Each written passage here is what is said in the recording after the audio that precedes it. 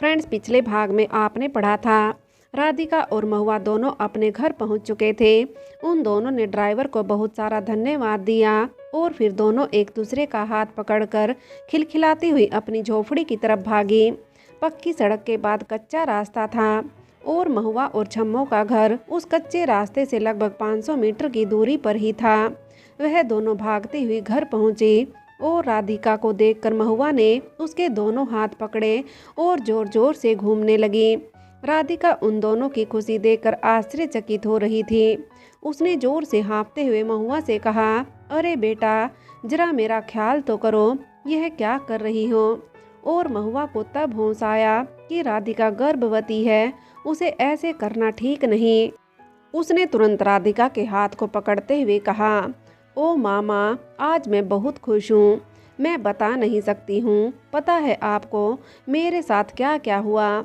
और फिर छम्मो और महुआ ने भी जो कुछ भी कंपनी में उनके साथ हुआ था वह सब कुछ राधिका को बता दिया। और वह सब सुनकर राधिका हैरान रह गई। उसने उन दोनों को गले लगाते हुए कहा, क्या सचमुच इंदु मैडम इतनी खुश हो गई कि उन्होंने तुम दोनों को वहीं रखने के लिए कह दिया? तो क्या तुम दोनों अब वहीं रहोगी? छम्मो ने राधिका से कहा, अरे नहीं नहीं, उन्होंने कहा है कि अपने पूरे परिवार के साथ यहीं आ जाओ, तुम लोग भी हमारे साथ चलोगे। अब हम सब वहीं रहेंगे एक साथ। इस टूटी फूटी झोपड़ी से निजात मिल जाएगी। वैसे भी बारिशों में यह बड़ा तंग करती है, कभी यहाँ से टपकती है तो कभी वहाँ से, और यहाँ गर्मी भी लगती है। तुम्हें पता है उस कमरे में पंखा था, मेज पर रखने वाला पंखा इतनी तेज हवा दे रहा था कि ऐसा लग रहा था आंधी आ गई है। मेरे तो सारे बाल ही उड़ गए। सच में वहाँ चारपाई थी, उस पर इतनी सुंदर सुंदर चादर बिछी हुई थी। हम तो यहाँ इस कटीली चटाई पर लेटे हैं। हाय राम, सारी कमर दर्द हो जाती है। सचमुच वहाँ पर सब कुछ है, हमें वहीं चलना चाहिए, क्यों है ना महुआ? महुआ ने भी चहकते हुए कहा, हाँ माँ, सच मौसी सही कह रही है, हमें वहीं रहना चाहिए। बहुत अच्छा कमरा था, आपको पता है उसमें रसोई भी थी, हमें खाना बनाने के लिए बाहर नहीं आना पड़ेगा, उसी कमरे में हम रसोई भी बना लेंगे। महुआ की बात सुनकर राधिका थोड़ी उदास हो गई। उसने महुआ से कहा, नहीं नहीं बेटा, हम अपना यह घर छोड़कर कहीं नहीं जाएंगे। हम बंजारे हैं बेटा, हमें ऐसे ही रहने की आदत है, खुले आसमान के नीचे। हम ऐसे बंद मकान में नहीं रह सकते हैं, मेरा तो दम ही घुट जाएगा। मैं वहाँ नहीं जाऊँगी, लेकिन तुम लोगों को नहीं रोकूंगी। अगर तुम लोग चाहते हो कि तुम्हें वहाँ रहना है तो तुम लोग ज़रूर वहाँ जाना। मैं और विवेक यहीं रह लेंगे, लेकिन दिन में एक बार तुम लोग हमसे मिलने ज़रूर आना। राधिका की बात सुनकर छम्मो और महुआ को निराशा तो हो रही थी, लेकिन फिर भी उन दोनों ने राधिका के गाल पकड़कर खींचते हुए कहा, अच्छा अच्छा, हम तुम्हें छोड़कर चले जाएं? जी नहीं, ऐसा बिल्कुल भी नहीं होगा। हमने इंदु मैडम से पहले ही कह दिया था कि हम बिना अपने परिवार वालों की इजाज़त के यहाँ नहीं आएंगे, और अगर तुम्हारा मन नहीं तो हम वहाँ नहीं जाएंगे, हम यहीं अपनी झोपड़ी में रहेंगे। सच ही कह रही हो तुम, खुली हवा, खुला आसमान, तालाब का ठंडा पानी, यह सब हमें वहाँ नसीब नहीं होगा। और वैसे भी उस छोटे से कमरे में कहीं हमारा दम ही ना घुट जाए। यहाँ तो पूरी धरती हमारी है, जहाँ चाहे वहाँ घूम सकते हैं। ठीक है, तो फिर यह तय हुआ कि हम यहीं रहेंगे, कहीं नहीं जाएंगे। और छम्मो की बात सुनकर विवेक और राधिका मुस्कुराने लगे। छम्मो ने अपनी चुनरी की गांव से 100 रुपये निकालकर राधिका को पकड़ाते हुए कहा, यह देखो, यह आज का इनाम है, कभी देखा इतना पैसा? 100 रुपये देखकर राधिका का मुंह खुला का खुला रह गया। उसने विवेक को दिखाते हुए कहा, यह देखो, इतने सारे पैसे लेकर आई है, इतने सारे पैसों का हम क्या करें? घर में और किसी चीज़ की ज़रूरत नहीं। छम्मो ने परेशान होते हुए कहा, हाँ, बात तो तुम ठीक कह रही हो, इन पैसों का क्या करें, बिना मतलब इन्हें संभाल कर रखना पड़ेगा। और फिर छम्मो ने उन पैसों में से 50 रुपये लेते हुए कहा, इससे तो मैं महुआ को सतरंगी चुनरी खरीदवाऊंगी, उसे बहुत पसंद थी, कल उसने हाट में देखी थी। बाकी पैसे तुम देख लो कि क्या करना है। मुझे उससे कोई लेना देना नहीं। वैसे भी विवेक की दवा दारू के लिए भी पैसे चाहिए, संभाल कर रखना। वैद्य जी ने कहा था ना कि इसके पैर के लिए एक तेल बनाएंगे जिसकी मालिश से इसका पैर ठीक हो जाएगा। लेकिन वह तेल थोड़ा महंगा था। कुछ पैसे से तेल बनवा लाऊंगी और हाँ, कुछ पैसे मंदिर में दे आऊंगी और वहाँ बैठे हुए गरीबों को दान दे दूंगी। वैसे मेरा मन है कि हम लोग कल अपने मंडली वाले लोगों को बुलाकर थोड़ा दावत करें, तो कैसा रहेगा? दावत का नाम सुनकर राधिका ने मुस्कुराते हुए कहा, यह तो तुमने बहुत अच्छी बात कही। पैसा आया है तो अकेले मजा उठाने का क्या फायदा। तो यह तय रहा, कल हम लोग सबको बुलाएंगे और दावत करेंगे। और हाँ, यह पैसे तुम ले लो और राधिका के लिए सतरंगी चुनरी ले आना। और हाँ, विवेक के लिए तेल भी, और छम्मो अपने लिए भी कुछ खरीद लेना। पहले भी तुम अपने लिए कुछ लेकर नहीं आई, सारा पैसा महुआ पर लुटा दिया। मैं जानती हूँ तुम्हें भी सजने संवरने का बहुत शौक है और यह पैसा तुम्हारी मेहनत की कमाई है। अपने ऊपर खर्चोगी तो कोई बुरा नहीं करोगी। छम्मो ने मुस्कुराते हुए कहा, सोच रही हूँ एक बकरी खरीद लूँ। अब घर में बच्चा आने वाला है, दूध की ज़रूरत पड़ेगी। हाँ, यह ठीक रहा। गांव में पता करके आती हूँ कि बकरी कितने में मिलेगी, फिर कल ही खरीद लूँगी। छम्मो की बात सुनकर राधिका मुस्कुराने लगी। उसने आश्चर्य से छम्मो की तरफ देखते हुए कहा, तुम कैसी हो छम्मो? सिर्फ दूसरों के बारे में सोचती हो, कभी अपने बारे में भी सोच लिया करो। अभी तो उम्र है तुम्हारी सजने संवरने की, बूढ़ी हो जाओगी तो वैसे भी नहीं खरीदारी किया करोगी। और इस बच्चे की फिक्र मत करो, जिस बच्चे के पैदा होने से पहले ही उसकी चिंता करने वाले इतने लोग हैं। उस बच्चे की किस्मत तो सोचो कितनी अच्छी होगी। अब तुम बकरी के बारे में सोचना बंद कर दो और अपने बारे में सोचो, वह सब बाद में हो जाएगा। राधिका की बात सुनकर छम्मो मुस्कुराने लगी और उसने राधिका से कहा, बकरी तो आकर रहेगी, मेरी महुआ को भी अब दूध की ज़रूरत है। अच्छी सी बकरी लेकर आऊँगी जो खूब सारा दूध देती हो। मेरी महुआ भी दूध पिएगी, क्योंकि अब इतनी मेहनत करेगी तो ताकत भी चाहिए, खिलाई पिलाई अच्छी होनी चाहिए। यह पैसे मुझे दो, मैं आज ही गांव जाकर बकरी का इंतजाम कर लूँगी। और ऐसा कहकर छम्मो ने राधिका से पैसे ले लिए और महुआ का हाथ पकड़कर हाट की तरफ जाने लगी। विवेक ने छम्मो से कहा, अभी अभी तो थक हार कर आई हो, यह टिफ़िन में इतना सारा खाना लाई हो, यह तो खा लो, अकेले हम नहीं खाएंगे। छम्मो और महुआ हंसती हुई वापस आई और फिर अपने सर पर हाथ मारते हुए कहा, अरे बाप रे, खरीदारी की खुशी में भूख भी मर गई। चलो चलो राधिका, तुम जल्दी से खाना निकालो, हम लोग मिलकर खाते हैं। राधिका ने टिफ़िन खोला और खोलते ही उस खाने की स्वादिष्ट खुशबू उसके नाक को तरोताज़ा कर गई। एक डब्बे में घी से लबालब हलवा था, दूसरे में अच्छे से छोंक बघार कर बनाई हुई दाल, तीसरे डब्बे में मसालेदार सब्जी, चौथे डब्बे में घी में तली हुई पूरियाँ। इतना स्वादिष्ट खाना देखकर सब खाने को घूर रहे थे।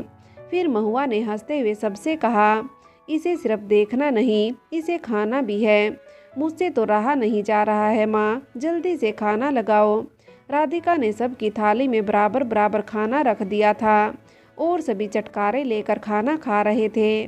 सचमुच खाना बहुत स्वादिष्ट था। बारात वाले दिन के बाद आज उन्हें इतना स्वादिष्ट खाना नसीब हुआ था। वह चारों बहुत खुश हुए और फिर राधिका ने महुआ और छम्मो से कहा, तुम दोनों मेरे घर की अन्नपूर्णा हो, सचमुच तुम्हारी वजह से हमारे घर में इतना अच्छा खाना आया है। अभी राधिका छम्मो और महुआ से यह सब कह रही थी कि उसके पेट में कुछ हलचल हुई और राधिका ने अपने पेट पर हाथ लगाते हुए कहा, यह देखो, सचमुच लगता है इन अंदर वाले महाशय को भी खाना बहुत पसंद आया है। देखो इन्होंने कितनी जोर से अपना पैर हिलाया है। राधिका की बात सुनकर छम्मो और महुआ जोर से हंसने लगी और छम्मो ने राधिका की बलाए लेते हुए कहा, तुम लोगों का साथ इतने दिनों बाद नसीब हुआ। सोच रही हूँ काश तुम लोग मुझे और जल्दी मिल जाते तो मेरा परिवार संपूर्ण हो जाता। मुझे नहीं पता था कि भगवान इस उम्र में मुझे मेरे परिवार से मिलवाएंगे, लेकिन अब मेरा वादा है तुम लोगों को छोड़कर कभी नहीं जाऊंगी। अब तो जीऊँगी भी यहीं और मरूंगी भी यहीं। तुम सब की वजह से मुझे यह खुशियाँ नसीब हुई हैं। बस हमारी खुशियों को किसी की नज़र ना लगे। सुंदरपुर का दृश्य। महुआ और छम्मो नियत समय पर नाटक कंपनी पहुंच चुकी थी और वहां पर उन्होंने अपना प्रोग्राम शुरू कर दिया था। लोगों की भीड़ महुआ और छम्मो की एक झलक के लिए पागल हो रही थी। आज उन दोनों के कार्यक्रम का दूसरा दिन था, लेकिन भीड़ का आलम यह था कि लग रहा था जैसे यह लोग बहुत जाने माने कलाकार हों। भीड़ की इतनी अच्छी प्रतिक्रिया देखकर इंदु मैडम बहुत ज़्यादा खुश थी। उन्होंने छम्मो के कंधे पर हाथ रखते हुए कहा, तुमने कुछ सोचा छम्मो? छम्मो ने इंदु मैडम से कहा। किस बारे में मैडम?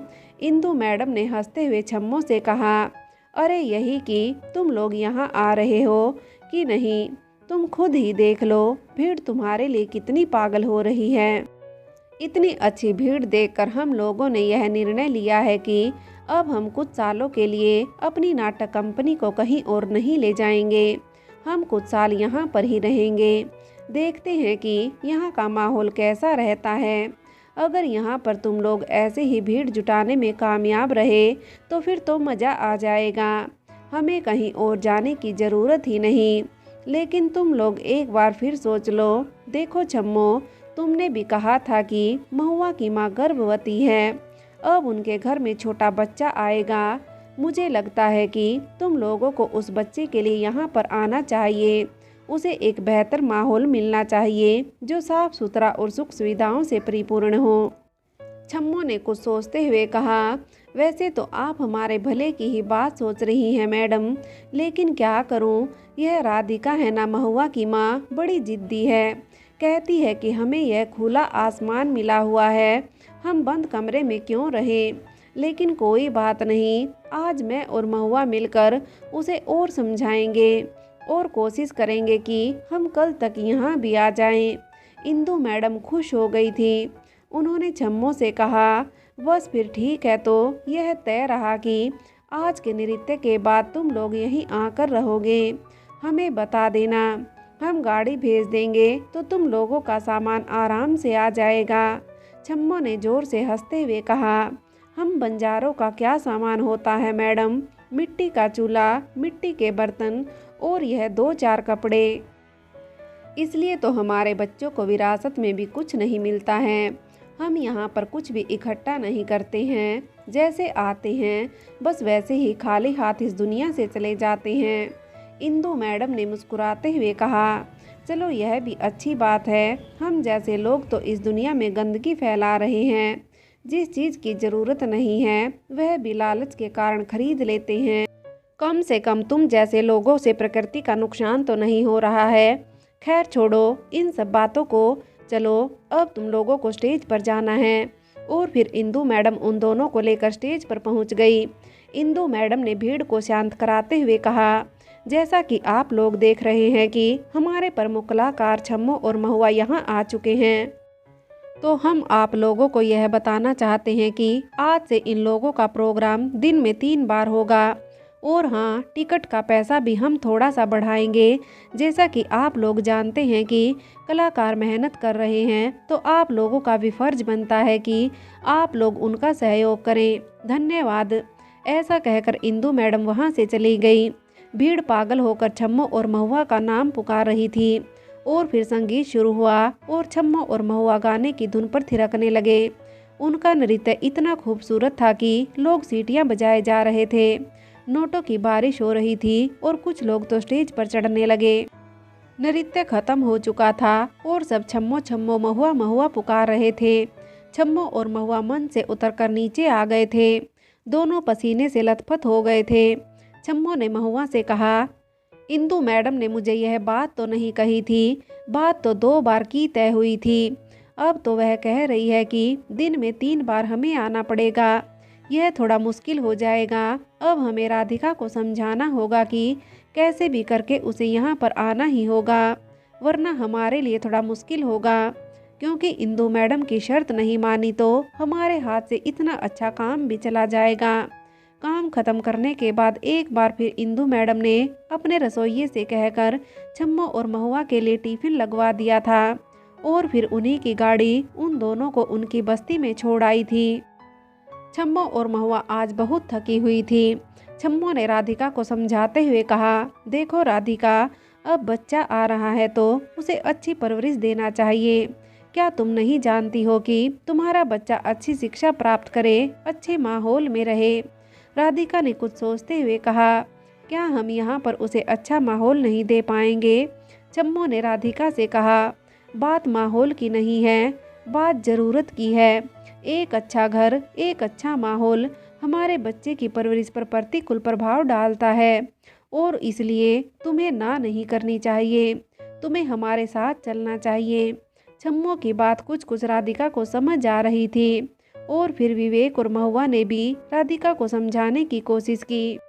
उन दोनों के अथक प्रयास के बाद राधिका इस बात के लिए तैयार हो गई थी कि अब वह नाटक कंपनी के घर में जाकर रहेंगे। इधर छम्मो ने इंदु मैडम से कह दिया था कि वह इस छोटे कमरे में नहीं रह पाएंगी, उन्हें एक छोटा सा घर देना होगा जिसमें सिर्फ 2 कमरे और एक आंगन हो, रसोई नहीं होगी तो भी चलेगा। लेकिन इंदु मैडम फिलहाल छम्मो और महुआ पर इतनी मेहरबान थी कि उन्होंने एक छोटा सा खूबसूरत घर छम्मो और महुआ को दे दिया।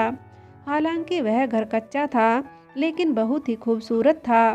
खुला आंगन, 2 कमरे और एक छोटी सी रसोई। आंगन में एक छोटी सी बगिया जिसमें आम और अमरूद के पेड़ लगे हुए थे। वहाँ की छोटी सी क्यारी बनी हुई थी जिसमें घर के इस्तेमाल की सब्जियां लगी हुई थी। छम्मो और महुआ राधिका और विवेक को लेकर नाटक कंपनी के घर में आ चुकी थी। इंदु मैडम ने राधिका को देखकर उसकी बहुत तारीफ की और फिर उन्होंने अपने रसोइये से कहकर एक कलश मंगाया और आरती की थाली। उन्होंने कलश को दरवाजे पर रखा और फिर राधिका से कहा, अब यह समझ लो कि यह तुम्हारा गृह प्रवेश है। इस घर में तुम हमेशा खुशहाल रहो, बस यही चाहती हूँ मैं। इंदु मैडम का इतना खूबसूरत दिल देखकर राधिका भी खुश हो गई थी। इंदु मैडम ने राधिका की आरती उतारी और फिर राधिका कलश में पैर मारकर घर के अंदर आ गई। राधिका की आंखों में आंसू आ गए थे क्योंकि जब वह विवेक से शादी करके आई थी तब किसी ने यह सब रस्में नहीं की थी, क्योंकि उनकी शादी बहुत अजीब परिस्थितियों में हुई थी। राधिका खुश थी कि महुआ और छम्मो की इंदु मैडम जैसी औरत से मुलाकात हुई। राधिका ने जैसे ही दरवाजे के अंदर प्रवेश किया, सामने बड़ा सा खुला हुआ आंगन देखकर उसकी खुशी का ठिकाना ही नहीं रहा। आम और अमरूद के बड़े बड़े पेड़ जिन पर छोटे छोटे आम लटक रहे थे। पास ही क्यारी बनी हुई थी जिसमें तरह तरह के फूल खिले हुए थे और दूसरी तरफ क्यारी में सब्जियां लगी हुई थी। और यह सब देखकर राधिका एक छोटे बच्चे की तरह खुशी से झूम उठी। मैं तुम्हें बता नहीं सकती हूँ कि मैं कितना खुश हूँ। इतना खूबसूरत घर है, ऐसा घर मेरे सपनों में आता था। मैं तभी सोचती थी कि इतना खूबसूरत घर मेरे सपनों में क्यों आता है, क्या मैं कभी ऐसे घर में रह पाऊंगी। लेकिन तुम लोगों की वजह से मेरा यह सपना सच हो गया।